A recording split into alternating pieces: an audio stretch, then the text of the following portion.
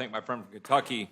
And I would just make a couple of observations. Earlier, one of my colleagues on the other side of the aisle, I don't recall who, said that there's not enough time in the day. It might have been a gentlelady from Pennsylvania, I'm not sure. That not enough time in the day for Congress to weigh in effectively on each and every regulation. And I would just ask the gentlelady from Wyoming if she sees in that statement an acknowledgement of the problem, that we have, in fact, a bureaucratic state that is engaged in so many regulations that the people's representatives are unable to actually, in the words of my colleague on the other side of the aisle, although I disagree with the assertion that we're unable to deal with it, she would suggest that there was not enough time in the day to weigh in on all the regulations.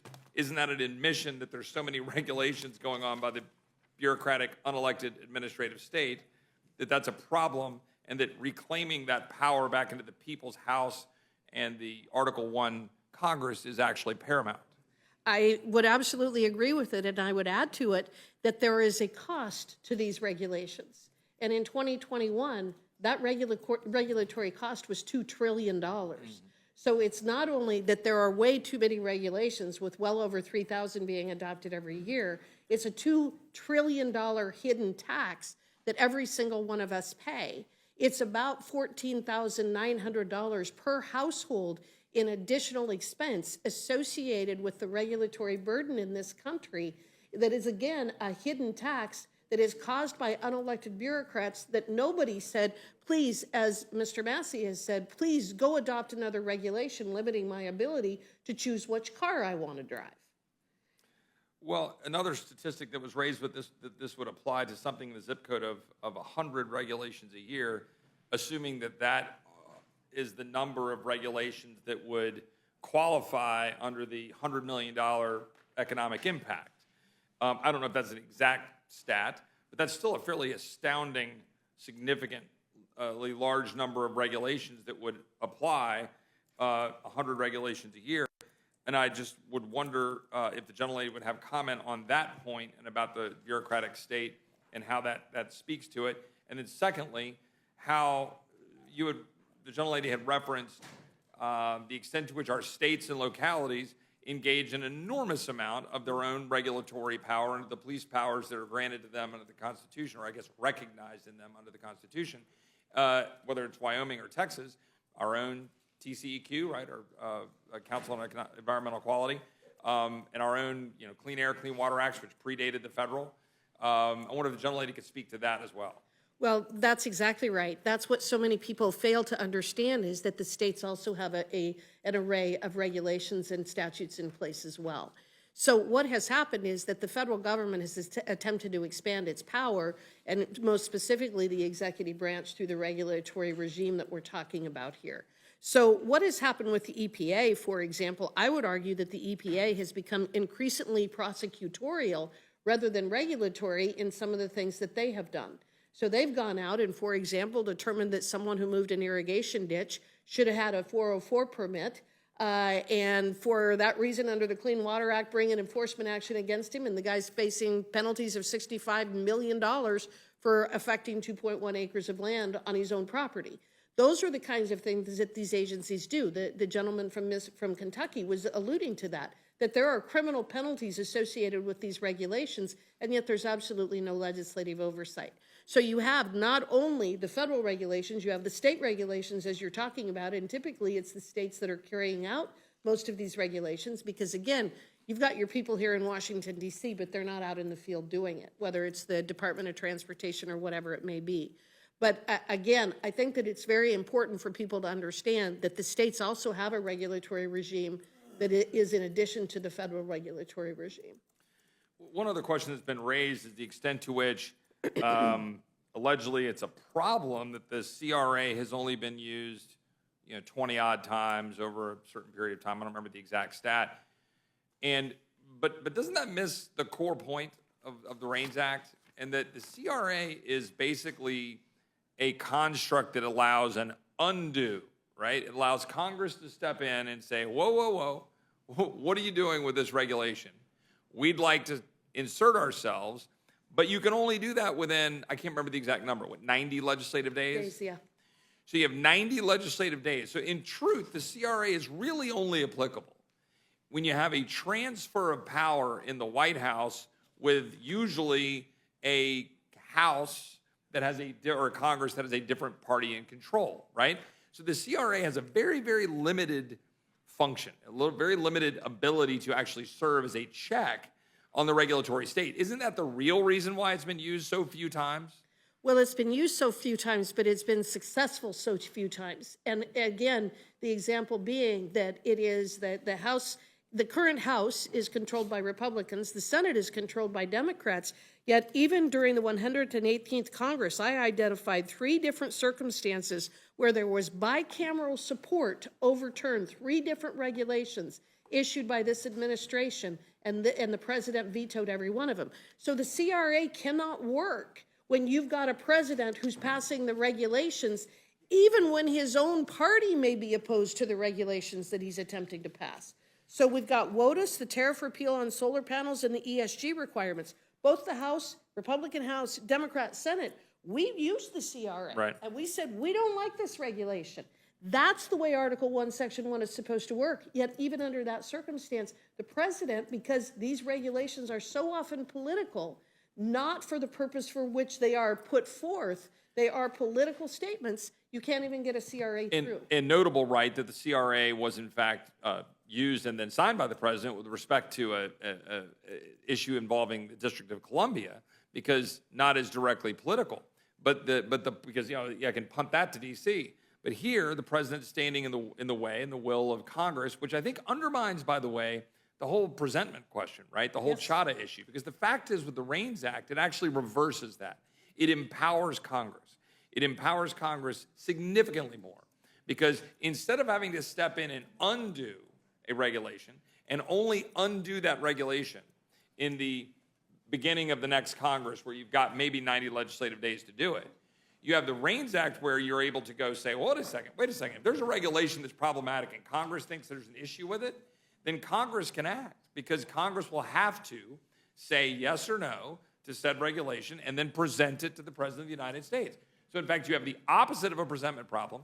You have a legitimate exercise of power by Congress saying, wait a second, that regulatory state, when you have that kind of an impact, Congress should have a voice. Is that not all correct? Absolutely. From Wyoming? Absolutely, that's correct. And what's interesting about it is that when I referenced the roadless rule earlier, Congress was very concerned about what the roadless rule would do in terms of our ability to control forest fires and address pine beetle outbreak and those kinds of things. But the only option that they really had was to go to the GAO and ask the GAO to force the Forest Service to start issuing reports about what the environmental impact of that rule would be. So you've got a circumstance where Republican and Democrats both are looking at this massive regulation, which at the time was the largest rulemaking in U.S. history. They're looking at this massive regulation, and they're all saying, we don't think that this is a good idea. And they almost had no mechanism at all other than to study it for them to actually block it. And they ultimately couldn't do that, but they did issue the reports talking about the environmental degradation that the rule would have. Go ahead. And I recently questioned the head of the Forest Service and got him to admit that the roadless rule did exactly what we said it was going to do, which has been environmentally devastating to the interior West. Well, I wonder if the gentlelady will just bear with me for a minute and see if she agrees. We're talking about the importance of these things. For example, WOTUS. In January of 2023, EPA and Army Corps issued new WOTUS rules that trample property rights and subject farmers, ranchers, and businesses to the whims of bureaucrats. And as a reminder, in 2016, the EPA imprisoned 77-year-old Navy veteran Joe Robertson for 18 months for building ponds on his remote Montana property to fight forest fires. The gentlelady familiar with that, with a state that's really proximate to your home state. Yes. Coal. In March of 2023, the EPA finalized a, quote, good neighbor plan to regulate power plant ozone that would eliminate half of Texas' coal-fired generation fleet in just a few years. Meanwhile, this summer in Texas, we will see more demand for electricity than can be met with our dispatchable generation capacity alone. Yet this is done by administrative fiat, not by anybody elected, not by anybody checking that. It's being done by administrative bureaucrats. EPA proposed rules that would force 2/3 of the new vehicles sold in the United States to be electric by 2032. Now, first of all, the plumber hanging out in San Marcos, Texas, or somewhere in a small town anywhere in America or in Wyoming, do you think that the individual working right now is saying, oh boy, may I please have an electric vehicle that's going to cost 2 or 3, 4 times as much, or I'm going to have to plug in and use as much electricity as an air conditioning unit in powering up my house, the same amount of electricity to charge up that battery-powered vehicle, and then wonder if I can get from one side of Wyoming to the other, or wonder whether I can get from my place in Austin out to, say, Midland through the state of West Texas? But somewhere in some study group or focus group in the bowels of Harvard, this seems like a great idea. But we've got a bunch of bureaucrats from the bowels of Harvard or wherever they're from, sitting over in administrative agencies, deciding what that plumber in Texas or what that individual in Wyoming gets to do. How about the fact that the EPA proposed a rule to force power plants to cut their emissions by an unachievable 90% between 2035 and 2040, or otherwise shut down. The EIA estimates that the Inflation Reduction Act, so-called, could make wind and solar account for nearly 60% of U.S. electricity generation by 2050. Wind and solar make up just 12% of U.S. generation. Those are related because despite that being legislation that was passed last August, you have the EPA proposing rules that, when joined with it, cripple. I just want to be very clear to every American out there, cripples your ability to have a reliable grid or one that you can afford. How about loans? Biden's $500 billion student loan bailout is forcing a veteran to subsidize his neighbor's master's degree despite actually sacrificing for the United States.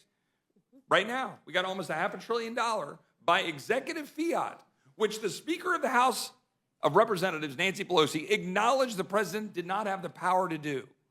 And yet here we sit saying, shouldn't Congress have the, not just the power, but the duty to check a regulation like that sent to us from the other end of Pennsylvania Avenue, or better stated, from the alphabet soup of agencies between here and there? How about the ATF's pistol brace rule that just went into effect last week? Millions of Americans sitting out there today are felons for buying a constitutionally protected product and having a plastic attachment attached to it. That's the truth. They are punishable up to 10 years in prison and thousands of dollars of fines because they have a product that was legal when they bought it, attached to a constitutionally protected weapon, and they are now going to be subject to possibly being a felon. How? Did Congress vote on that? The gentlelady, did the Congress vote on any of these things I'm talking about? No. Or were these all done by administrative executive fiat? Exactly. All done by administrative agencies. How about vaccines? The CMS vaccine mandate rule continues to force 10.4 million healthcare workers in this country to take a needle in their arm or lose their job. Remember OSHA? Remember the administration tried to implement an OSHA rule to force 84 million Americans to take a vaccine? Thankfully, the court struck it down. But where was Congress? Nowhere, because the executive branch could use administrative, executive fiat to make decisions. This is precisely why we have separation of powers. It's precisely why we're supposed to execute on the separation of powers. And it is precisely why the REIN Act is so critically important. I assume the gentlelady would agree. Yes, I do. So one or two other quick questions. I would just say maybe to the gentleman, Mr. Johnson, gentleman from Georgia. Am I correct that in the recent debt ceiling bill that was passed last week, passed by the Senate, I guess late last week, that in that bill there was some sort of administrative pay-go regulatory language that was inserted into the debt ceiling bill? No, it was not. Was not? I think there was supposed to be, there was administrative pay-go language, that is, that requiring the administration to go through the process of saying if a regulation had a certain impact, right, that they would have to then go figure out how to pay for that impact on the fly, like administrative pay-go. But my point of bringing that question up, which that is in the debt ceiling bill, is it is also waivable, right? I believe that in the debt ceiling bill, that language which was inserted into the bill is fully waivable by the OMB director. Does the gentleman from Georgia believe that to be true? I think you may know a little bit more about it. You voted against it. Well, I would hope those who voted for it know a lot about it, more than those who voted against it, to be honest with you. Well, you're in a position to educate us, but that is not our topic here today. Oh, well, I would take issue with that So- and allow the gentleman to expand on it, it is precisely the topic because we passed the REINS Act as part of the debt ceiling package, Limit, Save, Grow, in late April. And in that REINS Act, we would have been able to constrain the Biden administration. However, last week, the debt ceiling, quote, deal, unquote, was cut. And Democrats at the other end of Pennsylvania Avenue demanded that we take out the REINS Act and insert instead administrative pay-go, which is, to the best of my understanding, fully waivable. And in fact, fully waivable, such that the OMB director, Shalonda Young, said she would waive it if, quote, deemed necessary to make sure President Biden's agenda is carried forward, end quote. I think my question was going to just simply be, why would it need to be waived? That'd be my question, but I'm not sure that the gentleman's expert on this subject. And so I'd just say to the gentlelady from Wyoming, why would you think it would need to be waived? Well, I wouldn't think it would ever need to be waived. But Right. they're going to waive it because they're going to continue with an agenda that is crushing the economy and crushing our middle class and violating our Constitution. Which is precisely the reason why we included the REINS Act in the debt ceiling bill to start with, because we knew full well the administration would, of course, waive any kind of provision that is waivable. By her own admission, she said that she would waive it. Thus is the state of things in the swamp. The swamp often wins when presented with a choice. The swamp is going to choose the thing that's going to continue to perpetuate the swamp. So therein lies the problem with that particular question. The second question is the student loan payoffs. I think it is correct, and I'd ask the gentleman from Georgia, that the student loan bailout provision, the provisions that are almost $500 billion, that those provisions that were removed from being in place under the debt ceiling bill that this House passed out in late April, that was removed at the demand of the White House and the acquiescence of the House. That was removed from the debt ceiling bill last week. Does the gentleman agree that the bailout for student loans is no longer in the debt ceiling bill? I'm not going to get into a discussion about the debt ceiling. That was a victory for the American people. It's something that has been passed, signed into law. I voted for it. You voted against it. You've got a axe to grind about it, and I can appreciate the fact that you would use this opportunity to do so. But I'm not in the position to engage you on that issue in this hearing. So the reason that I raised the question is not to dwell or refocus on the absurdity of the debt deal that was cut last week. It is rather to raise the point that you have an executive branch that made an executive decision, an administrative action, unlawfully, by the way. An executive that order is was different from an administrative. You had action Rule by the promulgation. executive branch. You had action by the executive branch. That's Carried not the out. same as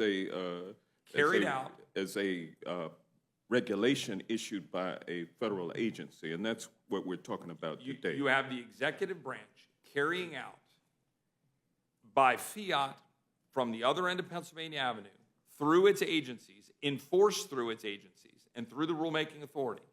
You have them going through the process of canceling, getting rid of, forgiving, providing a bailout, whatever words we want to use, for almost $500 billion worth of student loans. Congress has authorized the administration to do that. So herein lies the great question. Herein lies the whole point. Who decides?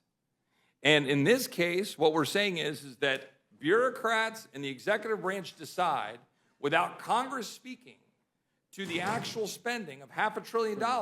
And when we did speak to it, we pull it out, it's not there, and here we sit. And all we're trying to say is, in this bill, in the REINS Act, which should have been passed last week in the debt ceiling bill, along with the student loan cancellation repeal, but neither were. And so now what we're saying is, can we at least protect against future abuse by the executive branch to say, hey, let's pass this bill, a bill which we all firmly expect not to pass the Senate, by the way, so it therefore becomes a messaging bill rather than using the debt ceiling to actually get it done, side note.